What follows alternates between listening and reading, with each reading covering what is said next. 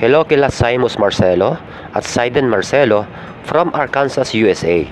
Eric Bagamasbad, Roy Tomampok, Matt 14 at Jerry Abaw. Salamat sa inyong suporta mga kaprakti. Hello mga kaprakti. Pasensya na at medyo matagal ang agwat ng pag-upload ko ng video sa buwan na ito. Ito ay dahil sobrang busy ko sa pag-aasikaso sa nalalapit na men's physique competition ng Praktisado Gym at Madflex Fitness Gym.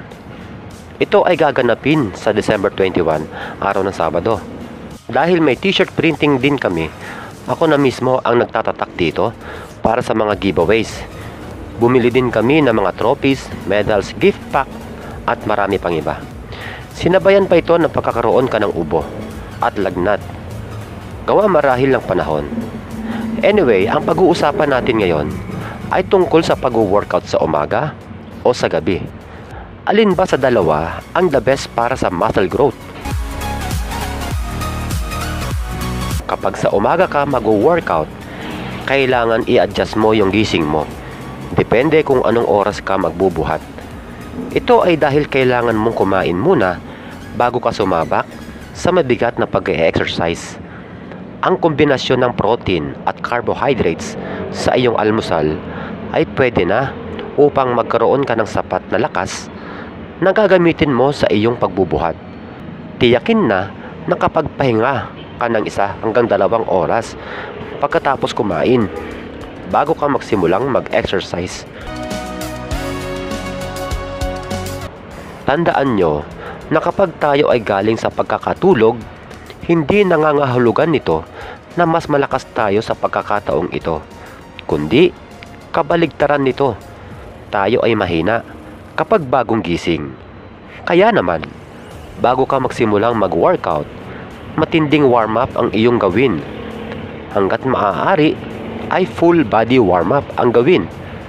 Kailangan maikilos muna ang lahat ng mga joints natin upang makaiwas tayo sa injury.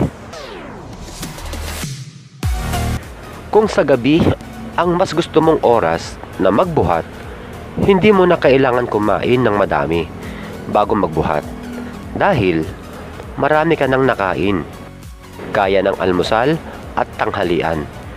Maaaring small meal na lang ang kakainin mo o merienda lang bago magbuhat ay sapat na upang ikaw ay magkaroon ng energy sa gym. Hindi na rin kailangan ng matinding warm-up dahil mula umaga ay marami ka nang nagawa hanggang sa iyong pagtatrabaho. Kaya siguradong na warm up na nito ang iyong katawan. Kung tuwing umaga ay nagwa-warm up ka ng 20 hanggang 30 minutes, sa gabi pwede ng 5 minutes lang na warm up. Base sa aking karanasan, mga kaprakti, may kinalaman ang paglaki ng muscle kung anong oras ka magbubuhat. Para sa akin, mas effective kung sa hapon o di kaya ay sa gabi ka mag-workout. Ito ay dahil mas malakas ka sa mga oras na ito. Ito ay dahil na rin sa dami ng iyong nakain na. Marami ka na ring naikilos, kaya tiyak na i-warm up mo na ang iyong buong katawan.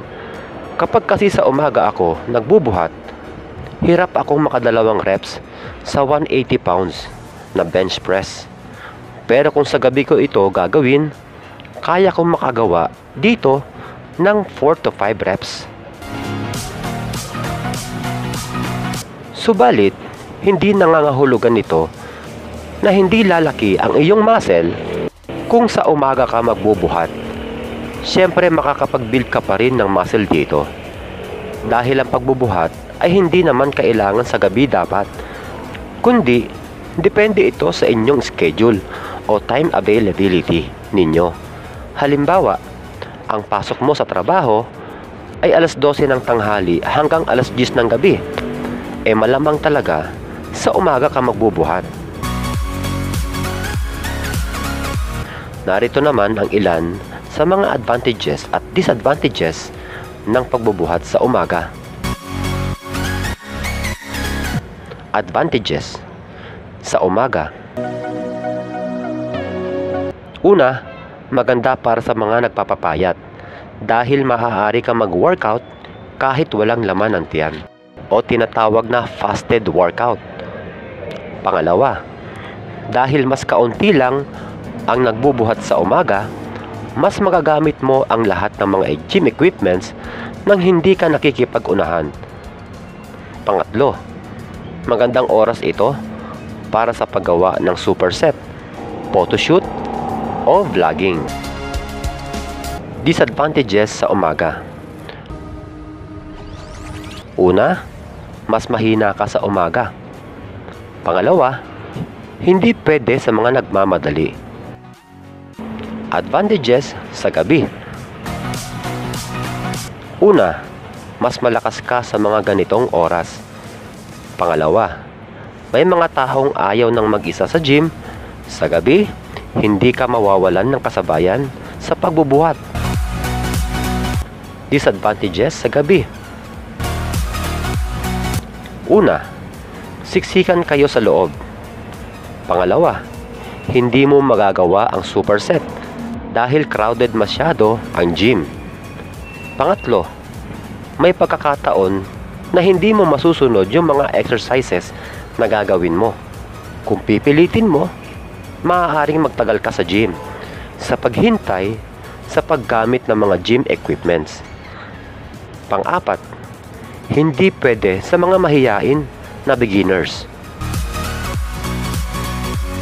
Ang pagbubuhat sa umaga o sa gabi ay hindi naman talaga malaking issue dahil ang muscle growth ay nakukuha sa pagkakaroon ng tamang workout program at paggawa ng proper form sa mga exercises.